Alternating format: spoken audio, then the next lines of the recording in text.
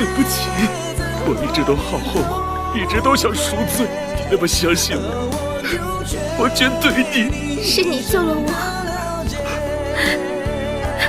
This scene is from Wule Sword of Fairies Album. For a wrong choice, would you live your whole life in regret and guilt? If you could go back to the past, would you like to make up for this regret? This handsome young boy was named Feng Wule. One day when he passed the village, but unexpectedly found that most of the people in the village died of the plague, and on the cold pile of corpses, obviously there was a dying little girl, but the villagers wanted to burn her with the corpses. 你干什么？烧尸啊！可那小姑娘还活着。那又如何？病成这样，早晚是个死。哎呀，臭小子你！ Feng Wule, who had practiced Kung Fu since childhood, was powerful, with an extremely firm attitude. The villagers had no choice but to let him rescue the girl who wakes up in the evening thought of her parents, who died of illness, uncontrollable tears. This made Feng Wule remind his master, but now master had been brutally murdered by his enemies. In order to revenge for his master, he had to find the frightening ghost abyss in the legend, took the most powerful demon sword in the world, Wule Sword. 有名字吗？ After this, maybe it's sympathy. Feng Wule took her all over the place looking for ghost abyss. But young Yaya, the only thing she could do was hold back. Not only walked slowly, but also was timid. Yaya, who her parents died since she was a child, was afraid of being abandoned. Even if Yaya could only be like a burden, follow behind. Feng Wule never thought of abandoning her, because to him, Ya's appearance was the only salvation, on desperate road of revenge. The only salvation gave him the long-lost companionship and warmth. But his master was like his father. Revenge must be done. One day Feng Wule was awakened by a nightmare again. Yaya saw it, rushed to fetch the water. What she dug from ice early in the morning to Feng Wule. Little hands were red and swollen from the cold. Watching Feng Wule drink it, she smiled in relief. For making Feng Wule happy, Yaya also specially built 2 snowmen. One was Yaya, and the other was Feng Wule. 小哥哥，你以后能带糖给我吃吗？你喜欢吃糖？我没吃过，但我娘说她跟我爹成亲的时候吃过一回。糖是世上最好吃的东西，很甜的。Because of this, Feng Wule realized, after all, the simple Yaya was not the same as himself. What he wanted to get was as simple as a piece of candy. It was the head of the enemy. At the end, after 2.5 years, they finally found the legendary ghost abyss. He also knew that this trip was extremely dangerous. Whether he could come back alive was the question. So he decided to bid farewell to Yaya, let the Yaya leave alone, lived on strongly, and the only thing young Yaya could do, choked up and cried.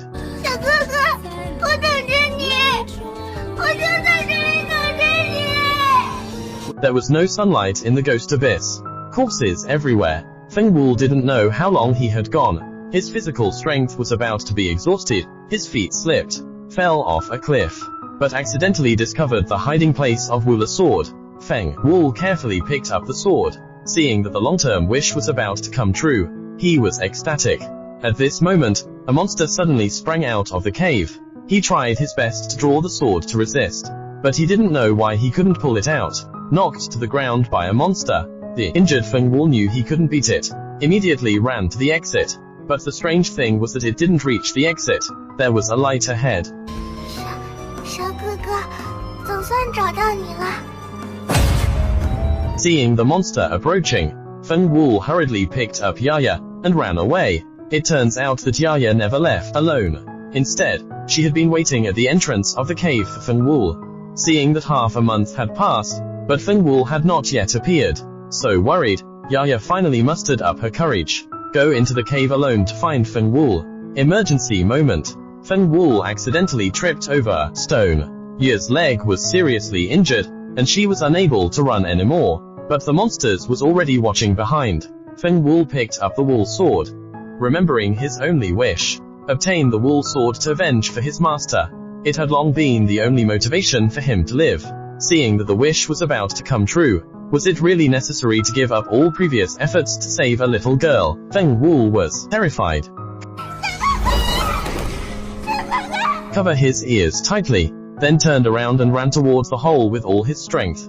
Along the way he screamed loudly, trying hard to hide Ya's distress, cries for help, till he escaped from the ghost abyss. Wule Sword was as its name. Its owner must be a man without joy, Feng Wule, who lost Ya. At the same time, he also lost the only companionship and happiness. Wule Sword was pulled out successfully.